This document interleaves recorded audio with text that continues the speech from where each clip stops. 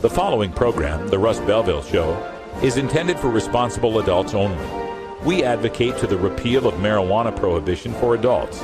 We discuss the science, culture, and controversy about America's marijuana laws. We do not advocate any illegal activity and encourage all listeners to learn their state and federal marijuana laws. Opinions and claims made by guests and advertisers on The Russ Belville Show are their own, and The Russ Belville Show cannot be held legally responsible for their validity or reliability. Viewer discretion is advised. You take a seed, you plant it, you grow it, you dry it, you roll it, you smoke it. You take a seed, you plant it, you grow it, you dry it, you roll it, you smoke it, and it goes down smooth. Hey! Spanning the continent to bring you the truth about cannabis and marijuana law reform. I smoke pot and I like it a lot.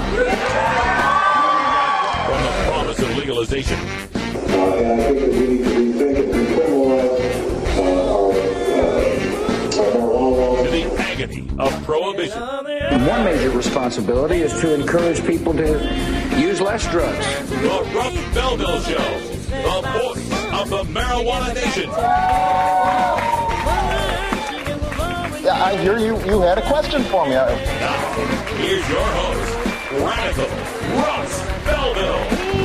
All right, good day, tokers and tokettes, and welcome. We made it to the weekend. It is Friday, April 5th, 2013, and it's got to be 420 somewhere in the world. It's also got to be a full house here at Rolla J Studios. We got plenty of people hanging out. Cousin Kenny is here. We got Bacon Dan, and a new guest, Stevie, is in the house, as well as our own Brian Red. How you doing, Brian? Doing good. We got lots of guests. Going to be a lot of fun today and tonight on the Herb Thrasher Flower Hour, where we got even more guests rolling in. Yeah, Adam Hand's coming in, Nick's coming in, Bacon Dan's going to give us a hockey report, maybe Kenny will update us on NASCAR, who knows, it's a crazy party tonight, and Bobby Black from High Times Magazine will be on the show tonight for the Herb Thrasher Flower Hour, so make sure you stick around for that.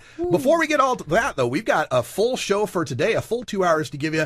We're going to start off with our 420 radio news. We got some updates on some of the states that are trying to pass various legislation for marijuana. We've got an update from the Massachusetts Supreme Court on their decrim, Kansas on drug testing for welfare, Colorado on marijuana DUI bills, and Maryland on medical marijuana. Plus, a little bit of sports. We're going to take a look at Auburn University and their hidden synthetic pot drug tests. They didn't tell anyone about them. This could affect their national championship from 2010. We'll talk about that. Also, in our Behind the Headlines segment today, I've been waiting since the Pew Research poll came out yesterday showing 52% support for marijuana legalization in America. I've been waiting for a reply from just one person, Kevin Sabet, and we've got the reply today. I will tell you the reply, and of course we'll poke it with a stick and see what happens. Then we've got a special guest coming up on our show tonight. Half past, we've got Andrea Herman. She's with the Hemp Industries Association. She's going to tell us all about hemp and Hemp History Week, which is coming up. We've got Herb Thrasher calling in for our Rockin' Friday. We got great music, a video actually from the FNAs out of Dallas, Texas, with whom I'll be going on tour this summer, spreading the word for legalization all across the Southwest. And at the end of the show, time for a radical rant. We're looking at the state of Mississippi, where prosecutors there are trying to get their Supreme Court to take up the case of prosecuting a woman for manslaughter because she had a stillborn infant and was using drugs. Now, we don't know what drugs were in the story, but we're going to tell you why that is a horrible idea for the kids and for the parents. All that and more coming up in hour 2. Toker Talk Radio will take your calls at 971-533-7111. Hey, this is the Russ Belville Show. Welcome to the weekend. We're going to have a good one. We'll be right back after these messages from our 420 friendly sponsors. Support these advertisers because their ad money goes straight to the Russ Belville Show.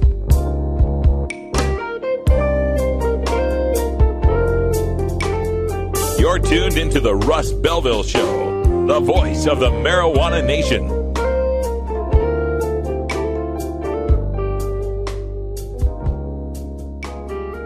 The law offices of Omar Figueroa would like to remind you to stand up for your rights. Please do not give up your precious liberties. There's nothing wrong with standing up for our constitutional rights, and in fact, it's the only way to honor the Constitution that recognizes our natural rights.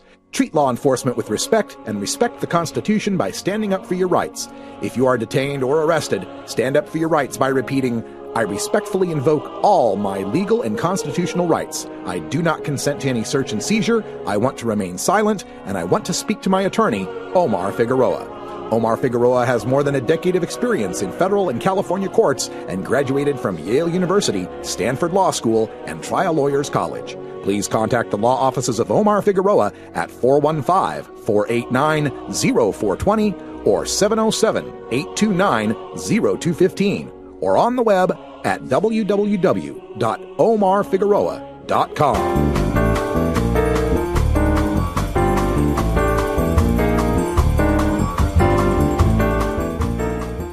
Now it's time for your 420 radio news for Friday, April 5th, 2013. I'm Russ Belville. Sharing marijuana joints legal, but growing pot is still a crime. This from CBS Boston. The Massachusetts State Supreme Judicial Court has ruled that sharing a marijuana cigarette is not a crime under the law that decriminalized possession of less than an ounce of the drug, but cultivation is illegal. The High Court handed down 4 rulings Friday that seek to clarify the law that decriminalized possession of less than an ounce of marijuana for personal use. Voters approved decriminalization of the drug in 2008. In the marijuana cigarette case, the court ruled that sharing a joint does not constitute distribution and is protected conduct under the decriminalization law. The case involved a man who was arrested for sharing a joint at the annual Hemp Fest on the Boston Common. The state argued the man was distributing the drug. In 2 of the other cases, both of which involved guns seized during traffic stops, the court found that charges stemming from vehicle searches following the discovery of a small amount of marijuana should be thrown out because possession of an ounce or less of the drug is a civil infraction, not a crime. Welfare drug testing bill headed to Governor Brownback's desk. This from kansascity.com. It's up to Kansas Governor Sam Brownback whether the state will require drug tests of welfare and unemployment recipients suspected of using illegal substances. The Senate on Tuesday voted 29-9 to forward Senate Bill 149 to Brownback's desk. It allows the state to require drug tests whenever there is a reasonable suspicion that someone getting welfare or unemployment benefits is using drugs. That could be triggered by someone's demeanor, missed meetings, police records, or if they fail tests with a prospective employer. Those who fail would temporarily lose their benefits and have to attend drug treatment and job training courses paid for by federal and state funds. Brownback has declined to say in recent months whether he favors the bill. Under the bill, the Department for Children and Families would have to set up a testing program by the start of next year to test those who receive temporary assistance for needy families, commonly known as welfare. DCF says it will have to hire 4 more full-time workers for the testing at $248,000 a year, along with computer upgrades and other changes to track testing that would exceed $500,000. Colorado House passes marijuana DUI bill from Yahoo News. The Colorado House of Representatives voted on Friday to approve a bill that establishes limits for people driving under the influence of marijuana. It was the 3rd consecutive year that the bill's co-sponsor, House Minority Leader Mark Waller from Colorado Springs, has put forth such a bill in a state that approved medicinal marijuana years ago and last November also approved marijuana for recreational use. Some of the details. The Colorado House GOP stated that House Bill 1114 works similar to blood alcohol limits for drunk drivers, setting a limit of 5 or more nanograms of Delta-9 THC present in a milliliter of whole blood for a driver to be considered under the influence of marijuana. However, according to the bill, a driver who reaches the 5 nanogram limit can argue in court that he or she is unimpaired because of tolerance, size, or other contributing factors, the House GOP stated. This permissive inference addresses a concern of medical marijuana users who are chronically above the 5 nanogram limit but function as if sober. Maryland Senate will soon vote on medical marijuana bill from CBS Baltimore. The General Assembly is winding down with just 3 days left before it adjourns. The Senate vote on medicinal marijuana was expected Thursday night, but delayed until Friday. This year's medical marijuana bill cleared a major hurdle when the House voted 108 to 28 to pass it. Report, Auburn kept failed test for synthetic drugs secret from usatoday.com. At least a dozen members of Auburn's 2010 championship team tested positive for synthetic marijuana, known popularly as spice, and the university decided to keep the results secret, according to an ESPN report. According to the report, a dozen student-athletes on Auburn's 2010 team, including running back Michael Dyer, tested positive for the drug. Because the school did not begin testing for synthetic marijuana until after the season was over, the investigation found that as many as another 12 seniors on the team used the drug, but were never caught before exhausting their eligibility. ESPN's investigation highlights Coach Chiswick and the athletic director Jay Jacobs' decision to keep the news of the multiple failed drug tests secret, even from the parents of the players in question. These latest allegations of misconduct within Auburn's football program come one day after several ex-players described instances of grade tampering, cash payments, and recruiting violations in a story by former New York Times and Sports Illustrated columnist Selena Roberts. The Tigers beat Oregon 22-19 to win the national title in 2010. That's your 420 Radio News for Friday, April 5th, 2013. I'm Russ Belville. When we come back, we go behind the headlines and take a look at the Pew Research poll showing 52% support for legalization and the response from Project Sam and Kevin Sabet. You're listening to The Russ Belville Show on 420radio.org. We'll be right back.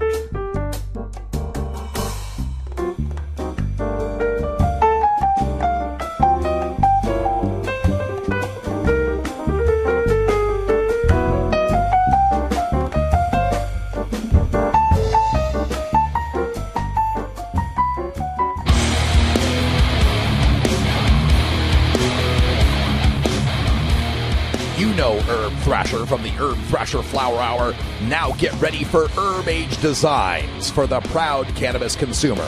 Herb Age Designs, lifestyle gear for the 420 friendly. Herb Age Designs, home of the famous lighter leash. Herb Age Designs, get your Herb Age t-shirts and hoodies and show your pride. Herb Age Designs, we've got frisbee golf discs and durable hemp gear. Herb Age Designs. We've got shot glasses, drinking glasses, coffee mugs, and beer cozies. Check us out on Facebook and online at herbagedesigns.com. And follow Herb Age and Herb Thrasher on Twitter. We'll see you at this year's Hemp Fest. Crank it up.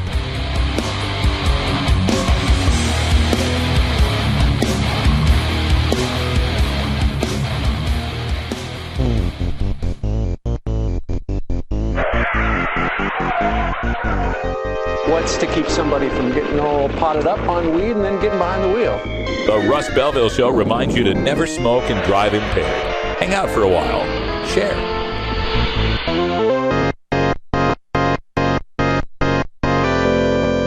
Welcome back, everybody. Time for us to go behind the headlines. And on today's segment, we're taking a look at the Pew Research poll that showed 52% support nationwide for marijuana legalization. We went over this in the Radical Rant yesterday, and if you want to get more details, you can go back to 420radio.org and check our archives. The rants, the behind the headlines, and the news segments are now all separate videos. You can download them on youtube.com/radicalruss as well.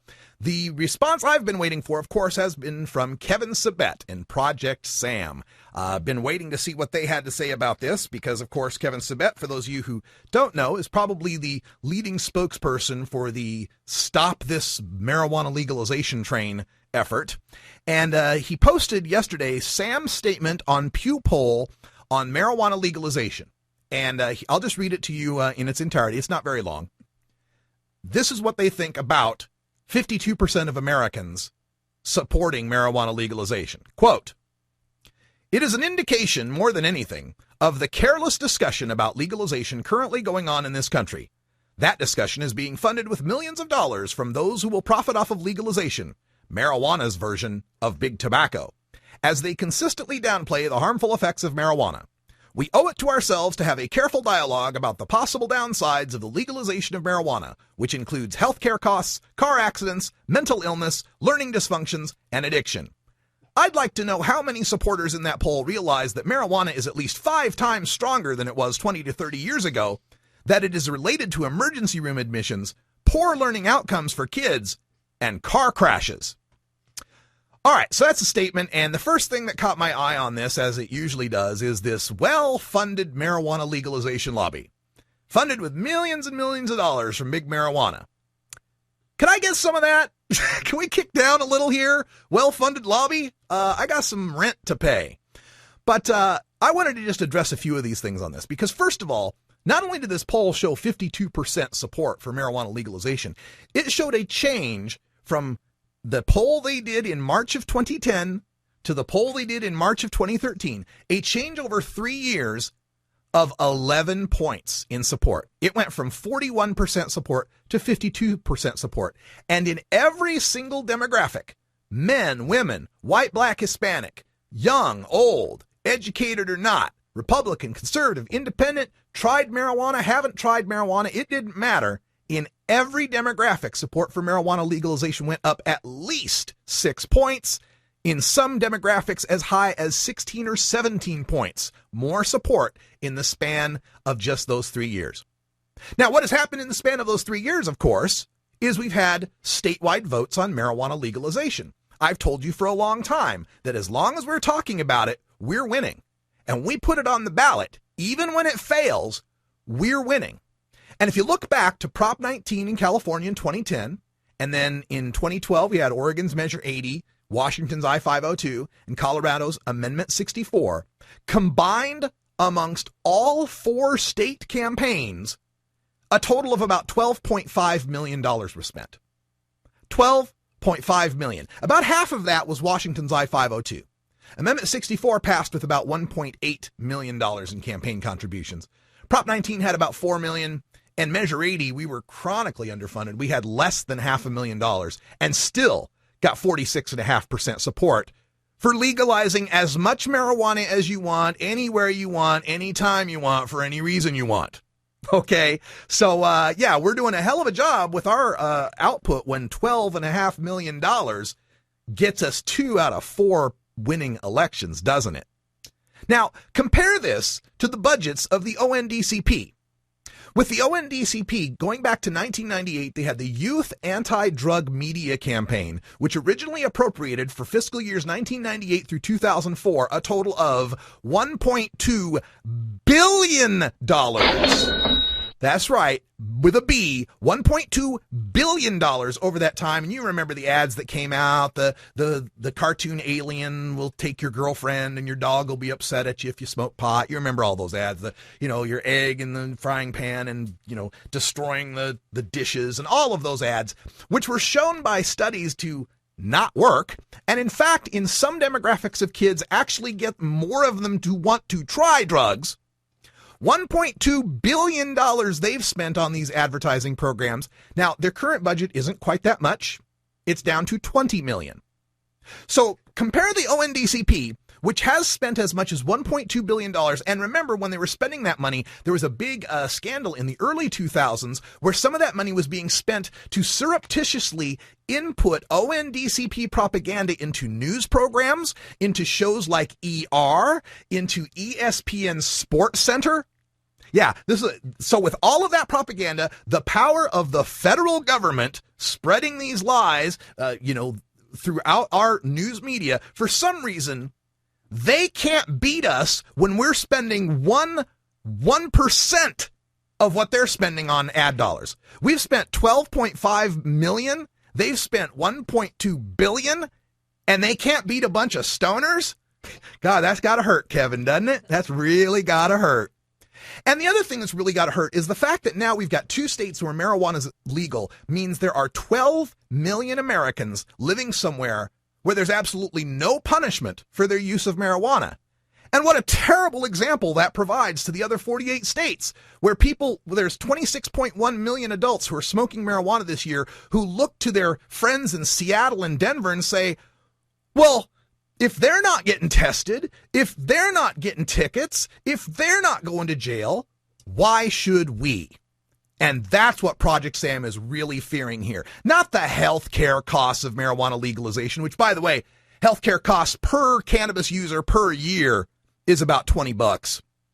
They're not really worried about the possibility of people wrecking on the freeways when our freeways now are safer than they have ever been, despite the fact that we now have 18 states where medical marijuana is legal and more people admitting to using marijuana. They're not worried about the children, because if they were really worried about the children, they would be trying to card them, trying to put the marijuana behind counters where it can't be accessed by the children. if they were really, really worried about it. No, they're only really worried about one thing: ending that revolving door, that pipeline from the courts to the prisons to the rehab centers to the drug testing industries. And Kevin Sabet, I ain't going nowhere. Besides, I got weed. Damn right we do. And some hash today. Hash too? All right, hey, we're going to take a little break. When we come back, we'll have Herb Thrasher on the line and some music from the F&As. Oh, have you ever met that funny reefer man? A reefer man. Have you ever met that funny reefer man? A reefer man. If he said he swam to China, he would sell you South Carolina. Then you know you're talking to that reefer man. The High Times Cannabis Cup in Amsterdam is recognized as the world's premier marijuana competition. Over the years, thousands of judges have attended the Cannabis Cup, sampling the best indicas, best sativas, best hybrids, and the best hash on the planet. In the April 2013 issue of High Times, read all about the sensational 25th Cannabis Cup that took place in November. Find out about the latest killer strains. Decide what to grow in your garden this year. Celebrate 25 years of the Cannabis Cup in this very special issue of High Times magazine. On sale now.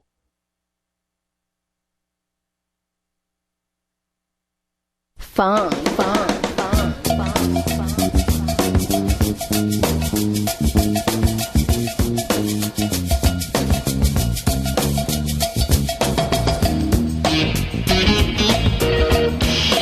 Oh yeah, this is Big Daddy, and I want you to join me every Thursday night at the Funky Roller Rink, baby. Engine number 9. Can you get me back on time? Move on down the track. Keep that speed coming out the stack. Huh. Keep on moving. Keep on moving. Everyone knows music and marijuana go together, so let's wind up our 20 after break with the Russ Belville Show's Daily Toker Tunes, the best in pod-safe 420 music from around the web. Today is Rockin' Friday, featuring rock, metal, and the hard edge of alternative country. You can get downloads and more information about all our Daily Toker Tunes by visiting music.radicalruss.com. Now, sit back and enjoy your Daily Toker Tunes. All right, welcome back, everybody. Time to rock with Herb Thrasher. And looking at today's song, we got Bacon Dan in the house, and so today's song, the title makes perfect sense. How you doing, Herb? And that does make perfect sense. It takes us back to those voodoo maple bar donuts, doesn't it? Hell to the yeah. We love that stuff. Hey, this is, by the way, for folks listening, we should mention this more often, but this is Tommy Niemeyer and the Accused with this Green Eye Lady cut, and I want to thank Tommy and the Accused for donating so much of their talent to us. Oh, man, they were great. A couple years ago, we needed some tunage, and he just put it out and told us to do whatever we wanted with it, and has never looked back. And totally gave us a whole new element to the music and the sound that we have for Herb Thrasher Flower and a lot of the bed sounds that's going on. So yeah, man, another great night on Herb Thrasher Flower tonight. Really, really excited to have Bobby Black from High Times on first hour. I can talk to Bobby Black for 2 hours. Yeah. So it's going to be a matter of how much time he's going to give us. But we got some great topics tonight. High Times has decided to be leaders, and they've just announced that of a boycott plan against Discovery Channel Weed Wednesdays. We're going to ask them about that. And update on South by Southwest. Tons of bands go to Austin, and he was there. High Times has their own stage, so we're going to talk to him about that. And they also have the Doobie Awards, and Bobby Black's been doing that for years now, and we're going to talk about the winners.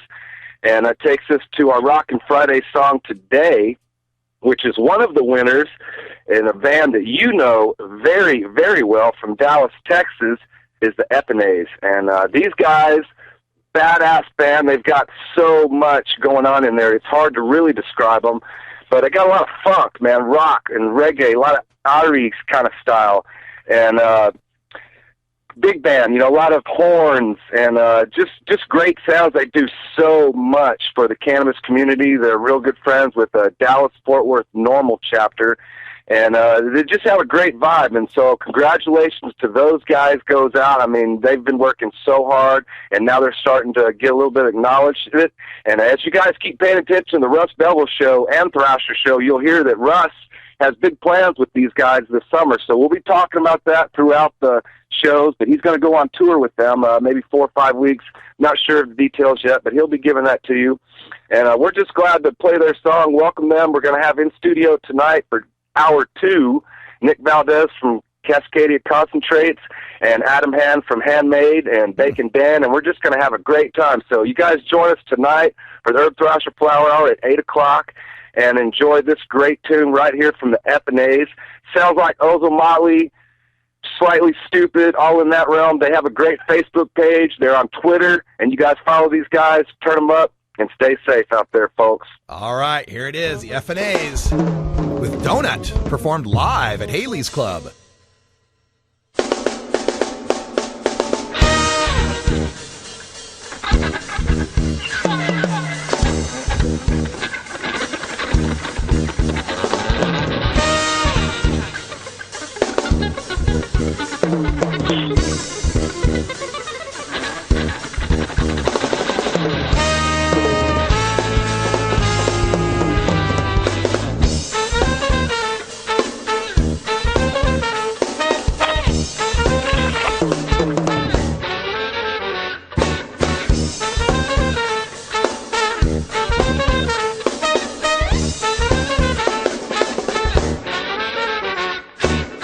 To the front and we jump to the back. How you gonna feel when you act like that? Tell me what you do, cause you're doing good. Doing what you want, cause you know you should. Listen to the microphone, me doing the thing, me doing it right. Me want to party hard, you want to party here tonight.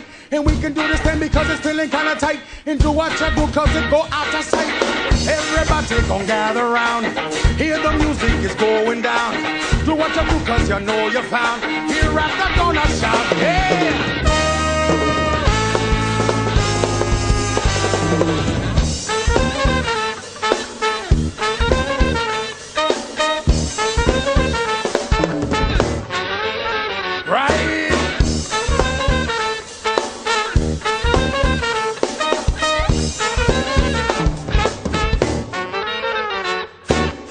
Looking good and you seem real fine. All I want to do is to make you mine. Come on over here, let me tell you so. Tell you what I want and you want to know. Me want to love you now, me want to love you all the time. And feeling what you're feeling, baby, gonna make you mine. Come on and hold me tight, I and I will be fine. We do what we do cause we do it quite time. Everybody gon' gather round. Hear the music is going down. Do what you do cause you know you found. Here at the donut shop, yeah.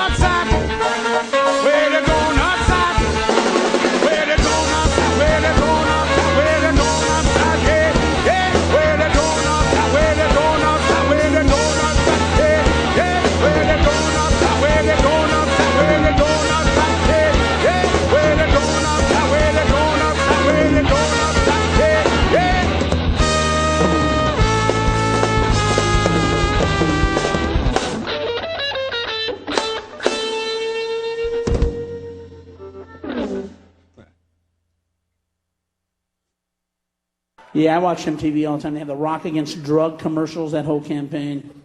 These guys have, like, slid into fucking school buses and killed 20 children. Yeah. Rather than facial license, they made a public service announcement. Yeah, no shit. Yeah. I love these guys that is like, hello, listen, don't get caught with drugs or you'll have to do a commercial just like this one. I think I found the message. The message is don't get caught. Rock Against Drugs. What a fucking name. Somebody was high when they came up with this title. Yeah. It's like Christians Against Christ.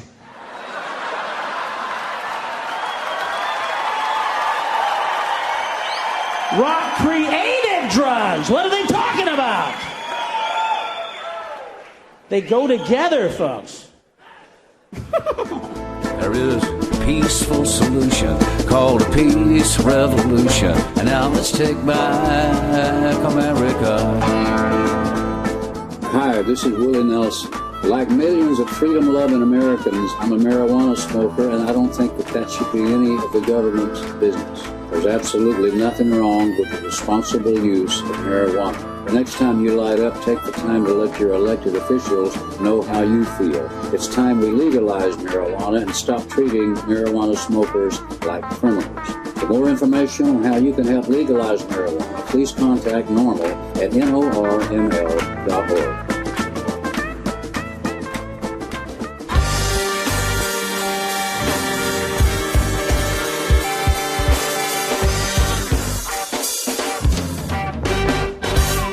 Activism begins with ACT. The Russ Belville Show features the stories of hardworking grassroots activists working for an end to prohibition in today's activist agenda.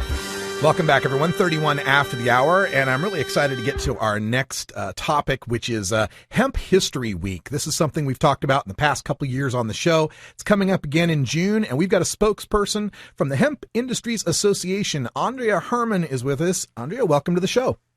Hi, Russ. Welcome. Thank you. Oh, so glad to have you here because, I often tell people that I know a lot about the science of cannabis, but once it hits the dirt, I start to lose track of what's going on, and I'm glad to have an expert here to talk to us. First of all, let's just tell people about Hemp History Week. I think they can find it at hemphistoryweek.com, and it's coming up in June. What do they need to know? Yeah, so basically this is our 4th annual Hemp History Week. It is June 3rd through 9th, and it's an industry-wide project initiated by the Hemp Industry Associations and Vote Hemp, and it involves hundreds of hemp manufacturers, farmers, activists, volunteers, and retailers all across the United States. It's really exciting. People need to know more about the economic and industrial potentials of cannabis as used as a hemp crop. And one of the things I saw in some of your materials that really spoke to me is the theme of the campaign, Hemp, Our Heritage, Our Future, because I've always characterized this as something that is American heritage. Can you explain a little bit more about that? Yes, exactly. Industrial hemp has been a long staple crop in the United States up until the 1930s. The last crop was actually in the early 50s. So it is something that is part of our heritage, and it is going to be something that's part of our future. And we've seen this, exactly play out in Canada, where it was part of the Canadian heritage. That heritage started to get lost, and the Canadian government re-recognized industrial hemp, and now it's part of the Canadian future. So this is something that can happen in the United States also. People here in America probably recognize, at least a little better than they used to, that there are hemp products, hemp soaps and lotions, and even for those that might go to some of the summer festivals, they'll find a hemp backpack or wallet or something like that. But I don't think a lot of them realize that we're having to import all of that hemp when we manufacture that. What has this done as far as the balance of trade between, say, us and Canada or China? Well, of course, it's good for our Canadian producers, as that we have a program here that provides safe food products that are grown in sustainable ways, such as the fact that there are no registered pesticides for hemp food production in Canada. Unfortunately, the American farmer is missing out on the opportunity to be part of this 5 some odd $5 million worth of revenue that could be generated. And this is all principally right now on the food side, or as you said, on the soap side. So, part of our platinum sponsors would be like Dr. Bronner's Magic Soaps, Living Harvest Food, Manitoba Harvest, Nature's Path, and Nativa. These are all companies that could and would be sourcing from American farmers if they had the right to cultivate this crop. What sort of potential, are there any good estimates as to how much this could mean to the American economy, how many farmers this could put back to work, etc.? Oh, yeah, well, this is huge. We're right now only focusing. We haven't even started to tip the iceberg of this of the marketing potential in the United States.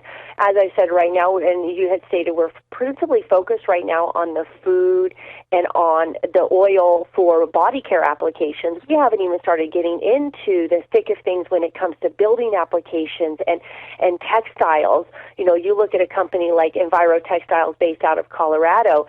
Right now they are bringing in the quality fabrics from Asia and other parts of the EU when they could be using hemp that was grown for fiber only in the United States to manufacture those textiles. Or it also opens opportunity for regional development of oil processing facilities, stock decortication facilities, to be able to be producing these raw ingredient products to sell into the market, to go into other interesting products like compostable packaging material, for instance, or recyclable plastic, or into the paper industry. If we could get some clamshell products made of hemp that I could actually open after I bought the thing, that would be great. I could really appreciate that. We're speaking with Andrea Herman. She's from the Hemp Industries Association and a spokesperson for Hemp History Week. It's coming up real quick. June 3rd through 9th is the 4th annual Hemp History Week. You can find out more at hemphistoryweek.com. Andrea, I was wondering, maybe some of our listeners who might have more education on hemp than maybe a typical audience would, maybe know some of the basic facts about hemp and its utilization for paper and plastics and fuel and so forth. I'm wondering, over the past couple of years, have there been any dramatic new developments in hemp production that you can think of that maybe our audience might not know about? I think that, we're chugging along. We're seeing, more in the composite side, which is really good to be looking at a consistent quality and grading system coming online. You can look at the Composite Innovation Center here in Manitoba. They are bringing on something called Fiber City, in which they will be able to actually look and help develop a grading system, which will be good if we want to advance that into these type of composites and high-end composite products. I think that there are a few interesting products out there. There's a really great company called Ecovates, and they're using hemp hurd and mushroom mycelia to make compostable packaging material, which is really cool. But right now our principal driver is actually, encouraging people to contact their congressperson and support the Industrial Hemp Farming Act of 2013, because until we have the right to cultivate this crop in the United States, some of these really inventive products and ideas and manufacturers that are out there are not going to bite at hemp because they don't think that there's going to be a consistent supply of it on an annual basis. And also right now, if we're having to bring some of these fiber materials over from our colleagues in Europe, which we appreciate our colleagues in Europe, but the freight costs more than the product costs. So how can that be economical in the long run if we're not having domestic supply? Yeah, and it just seems logical to me that a country founded by hemp farmers ought to allow the growing of hemp. Exactly, and I say it's always sad. One of the jobs that I do, I'm an authorized hemp crop sampler by the government here in Canada, and it's always so sad to me when I'm standing right almost on the United States border, and the farmers, their kids have grown up together, they help each other with their farming, and the farmer in Canada can grow up, but the farmer in the United States can't, and they eat the same food, talk the same language, run the same equipment, watch the same television, and you look at them side by side, they're the same people. So American farmers should have the right, and the only way we're going to get that right is if our Congress people hear from their constituents. So they, your listeners can go to votehemp.com, go to the action tab. It's really simple. Put in your zip code. It comes up with all of your senators, your representatives. You can send them an automatic email. There's a script for you if you want to call them and ask them to support the Industrial Hemp Farming Act. Yeah, get involved, people. Activism starts with ACT. Go to votehemp.com because they don't have a leg to stand on here as far as opposing the hemp uses of cannabis. Drug use of cannabis, that can be controversial for some people, but when it comes to industrial hemp, I mean, we're talking about less than, 0.3% THC in industrial hemp? Yes, in Canada and in the proposed legislation in the United States in the green plant material, and in Canada you're looking at, we regulate also the food derivatives that are created, and those are regulated at 10 parts per million THC or less. Wow. And that has driven us into the point to where we are right now, where we know that you're not going to fail workplace drug tests and these things from consuming hemp foods because they are healthy hemp foods. And, we also have right now, support from the National Farmers Union. So we are starting to see these farmers come on in support of industrial hemp, which is also important because as activists, we can ask for it, but we need to also have the American farmers out there voicing their opinion. Absolutely. And it's such a good crop for farmers. I understand really good for rotation, with other crops and replenishing the soil and so forth. We've got to make that happen. So let's talk about the making it happen. The Industrial Hemp Farming Act is on the federal side. There's already 8 states that have hemp legislation. I'm in Oregon, which is one of them, and a bunch of states that are fighting for it, but it all gets caught up on this DEA permit situation. Is that what the Industrial Hemp Farming Act will address? Yes, the Industrial Hemp Farming Act will essentially remove or amend the Controlled Substances Act to exclude non-drug industrial hemp from the definition of marijuana, and it will allow the states to regulate industrial hemp in accordance to state law. Okay, that then the states that currently have hemp legislation on the books, like Oregon or Vermont, could then start planting. Exactly, and we've got good news today from Kentucky as the governor there is going to let the bill go into being law. We've had the action, of course, in Oregon and in Colorado. So there's a lot of interest from within the states, and I think that this becomes a states' rights issue, and we want to make sure that all those states and those that aren't quite yet involved in pushing for industrial hemp to get involved. And like I say, the only way that can happen is by picking up that phone or sending those letters. If there's one talking point that the opponents of hemp still have, and that usually comes from someone in law enforcement, they'll try to say that, people that want to grow drug cannabis will hide it amongst the hemp. So we can just, kill that meme right away with an expert here. Could you address that point? Yes, essentially what would happen is that the industrial hemp would cross-pollinate your female marijuana plants, and it would decrease the THC in your marijuana plants and also give you instead of a bud, you would get a seed head. Just this past year, I was in over 21,000 acres of hemp, and I have been crop sampling since 2005 and have never had a case, nor have we ever had a case reported in Canada of medical or marijuana being grown inside of a hemp field. Yeah. All right. Well, thank you, Andrea, for making that perfectly clear. It seems to me they understand this in 31 or so other countries. I don't understand why it's so tough for the U.S.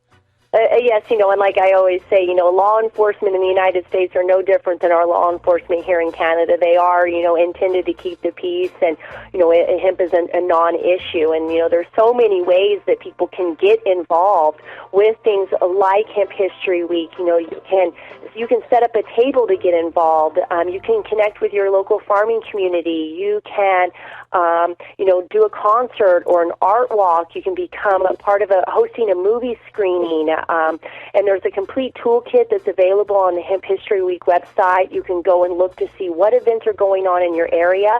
Or if there's not an event, you can create an event. We've got presentations. You can put together something at your local library. You can get all kinds of nice promotional material to be able to provide to the guests that are coming and visiting you. Oh, that sounds so good. HempHistoryWeek.com takes place June 3rd through the 9th, 2013, coming just a couple months. Get involved, get active. Andrea Herman from Hemp Industries Association. Thanks for joining us. Appreciate your expertise. Thanks, Russ. Appreciate y'all's time. All right, folks, when we come back, time for a Radical Rant. We're looking at prosecuting mothers in Mississippi. It's a sad tale. We'll be right back after these messages from our 420 friendly sponsors. Support these advertisers because their ad money goes straight to the Russ Belville Show.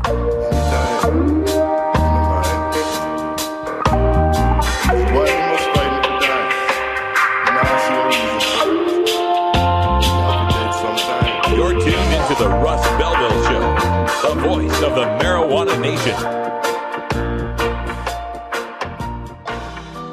Have you considered medical marijuana? Double-blind, peer-reviewed studies have found cannabinoid therapies to be successful in treating the symptoms of Alzheimer's disease, ALS or Lou Gehrig's disease, brain cancer, chronic pain, diabetes mellitus, dystonia, fibromyalgia, GI disorders, hepatitis C, HIV/AIDS, hypertension, incontinence, MRSA, multiple sclerosis, osteoporosis, pruritus, rheumatoid arthritis, sleep apnea, and Tourette's syndrome, as well as anecdotal evidence in suggesting relief from anxiety, depression, and post-traumatic stress, plus reduction in the need for narcotic painkillers.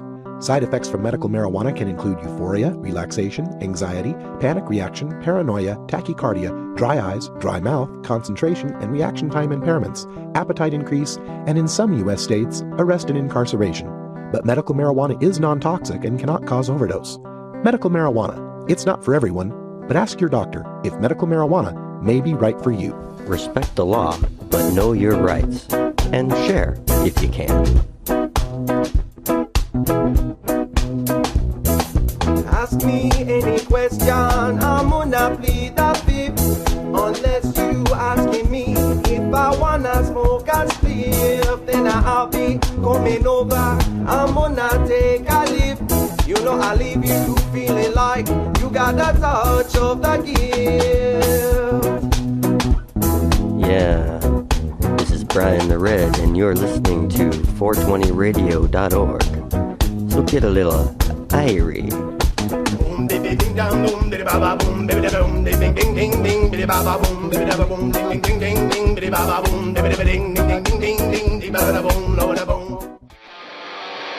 You want answers? I'm as mad as hell, and I'm not going to take this anymore. You want answers? You have offended my family. I think I'm entitled. You want answers? I want the truth. And you have offended the Shaolin Temple. You can't handle the truth. Surely you can't be serious. I am serious. And don't call me Shirley. Radical Rant. For today's rant, I got a story out of Mississippi, and but this is a story that could be told in just about every state in America with just different variations. It's a sad tale of a woman by the name of Nina Buckhalter, who was pregnant and using drugs while she was pregnant. I did as much digging on this story as I could find to find out which drug, but I could not find out. Every news report I found on it just reported her as being a drug user. Now, oftentimes in these stories, we're talking about marijuana, and they'll just call it drug user to make it more sensational. We are talking about Mississippi here, so there's that as well. But for now, we don't know. We don't know if it's a marijuana smoking mom. We don't know if she was using meth or coke or what it might have been. The point doesn't matter because this happens to marijuana smoking moms all the time. Let me read from the San Francisco Gate. This is the basic rundown of the case. Prosecutors urged the Mississippi Supreme Court to allow them to pursue a manslaughter charge against a Lamar County woman whose child was stillborn and had taken drugs during her pregnancy. Nina Buckhalter suffered a stillbirth and was arrested in 2010 for culpable negligent manslaughter because of alleged drug use during her pregnancy. A local judge threw out the case in 2012. Prosecutors appealed. Assistant District Attorney Doug Miller told the justices Tuesday that state law defines an unborn child as a human being and lists crimes that can be committed against a fetus. He said while the law refers to acts of another, the mother and the unborn child are separate human beings. Circuit Judge Prentice G. Harrell threw out the case, saying the legislature did not intend to criminalize pregnant women whose drug use harms or injures an unborn fetus. Now, this is going to be a sticky situation to have to talk about because you're talking about two very hot-button moral panic issues: drug use and pregnancy, moms, fetuses. And it starts to get into when you make decisions based on whether a mother is harming her fetus, starts to infringe or starts to get close to those abortion rights that are also such a hot button issue in this country. But we're going to go there. We're going to take a look at this because the problem with this kind of thinking is, once again, it's this moral panic kind of thinking. Oh my God, we don't want the children to be hurt. What about the children? The problem is the science behind this is not there to justify what they're trying to charge here. I have a document. This is from the American Medical Association, and this is from their amicus brief in the Supreme Court case, where they're making the points that this is not a just way to handle this situation. And they point out first that, of course, we are worried about the kids, and of course, we're not endorsing non-medicinal use of drugs, including alcohol or tobacco, during pregnancy. Nevertheless, what they're trying to do in Mississippi here by prosecuting this woman would have terrible consequences on mothers, on health, on so many aspects of the judicial system.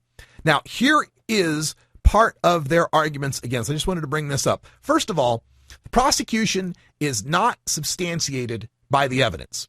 We are trying to prosecute a woman for manslaughter based on the fact that she had a stillbirth. And they make point A here in their argument that stillbirths are a common adverse effect of pregnancy and causes are not fully understood. And just reading from this, in Mississippi in 2011, according to the document here for the American Medical Association, there were as many as 402 reported cases of stillbirth. There may have, of course, been many, many more. A wide range of medical conditions and environmental factors are believed to contribute to stillbirth. Nevertheless, a small but significant number of pregnancies result in unexplained pregnancy loss. These inexplicable outcomes account for approximately 10 to even 50% of all stillbirth. This according to Williams Obstetrics, a report Gary Cunningham et al. From the American Journal of Forensic and Medical Pathology, this in 2001. So if we're going to prosecute a woman because she was taking drugs, because that might have caused the stillbirth of her fetus, when 1 to 5 out of 10 stillbirths have no medical explanation, we could be prosecuting women for just merely being the victim of the circumstance of stillbirth, and she happened to be a pot smoker. It's just rank discrimination. Indeed, many people wrongly believe, this again for the American Medical Association, many people wrongly believe that women have a high degree of control over their pregnancy outcomes. The long-standing and constant medical reality, however, is that as many as 20 to 30% of all pregnancies will end in miscarriage or stillbirth. 20 to 30% will end in miscarriage or stillbirth for no fault of anybody's. In fact, stillbirth is one of the most common adverse outcomes of pregnancy, and it occurs despite the best intentions and precautions taken by women and their doctors. So that's one of the points here, that there is no scientific basis to show that a stillbirth is anyone's fault. Many stillbirths can just happen. But point B they make in their amicus brief, science has failed to prove that in utero exposure to illegal drugs causes unique harms to a fetus. Now, we have all sorts of data on fetal alcohol syndrome. And people, as they are wont to do, will oftentimes analogize drugs and alcohol. Well, if it's bad that a woman's drinking during pregnancy, it must be as bad if she's taking drugs. We don't have the science to show that.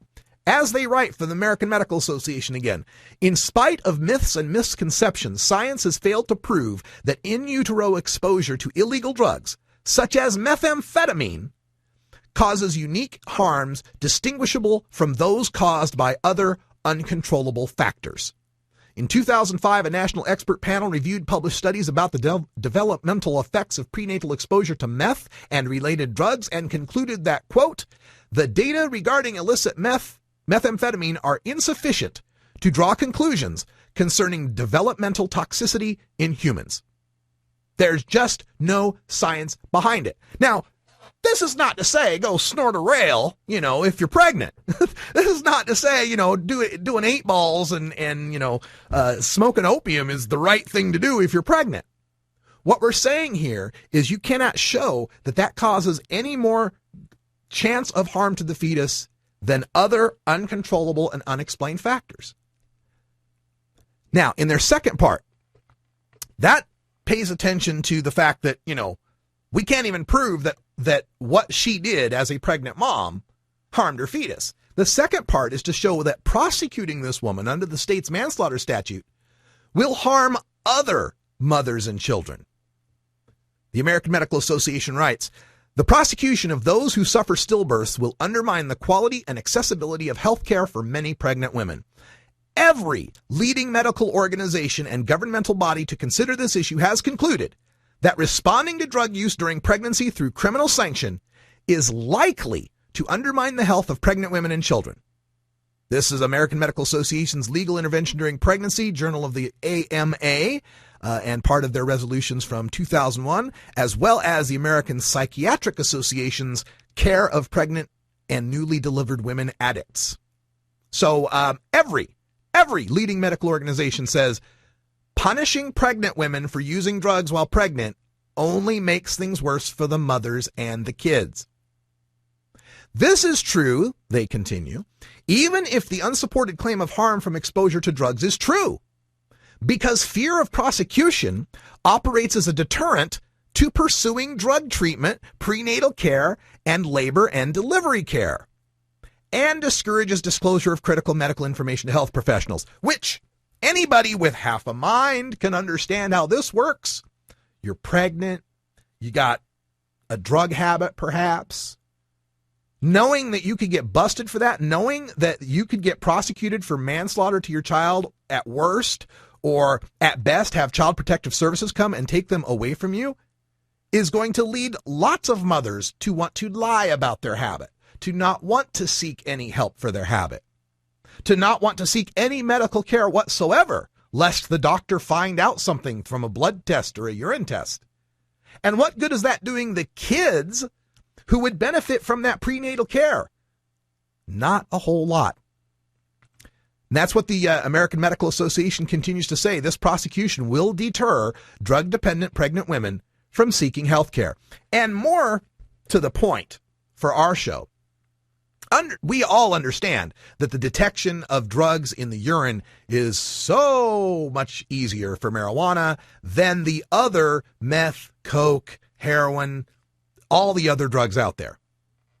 And while we still don't have the science or the data to show this, I'm willing to take a hazarded guess here that if we had a choice to what drug a woman might be using during pregnancy, perhaps marijuana would be not the first one we would want to get her away from. Let's just put it that way. So through this drug testing, through this punitive reaction to these women using drugs, we are disproportionately punishing them for marijuana use, which in a lot of cases for pregnant women, hell, we can look back at the history. We can look back at Queen Victoria, for God's sake, using cannabis to quell morning sickness, to deal with cramps, to deal with the kind of sickness you get when you're pregnant. Again, not endorsing pregnant moms to be loading up bong hits all day.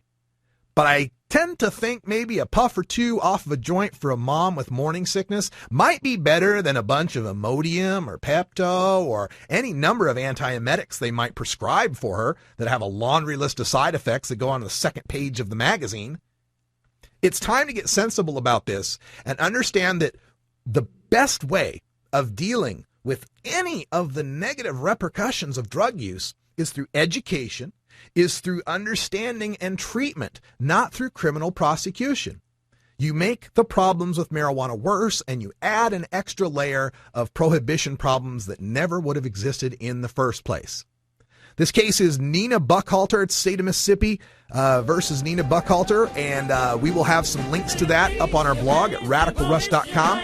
This document from the American Medical Association, this amicus brief, one of the best things I've read on the subject. So I want to make that available to everyone out there who might be fighting this battle in your state. It's all the time we got for today. I want to thank you all for joining us here on the Russ Belville Show. Stick around, because coming up, we got all sorts of guests in the studio. We got Bacon Dan. We got Stevie. We got Cousin Kenny. We got Brian the Red. For all of them and for me, Radical Russ, thanks for joining us here from Rolla G Studios, live every weekday, 3 p.m. Pacific Time, 6 p.m. Eastern. Join us for Hour 2, Toker Talk Radio, coming up next. And later on tonight, 8 o'clock, the Herb Thrasher Flower Hour, with special guest Bobby Black from High Times. I'm Radical Russ Belville. Until next time, take care of each other, Tokers. This is the Russ Belville Show. The Russ Belville Show is blogging and podcasting daily at radicalruss.com. You take a seed, you plant it, you grow it, you dry it, you roll it, you smoke it. You take a seed, you plant it, you grow it, you dry it, you roll it, you smoke it. You take a seed, you plant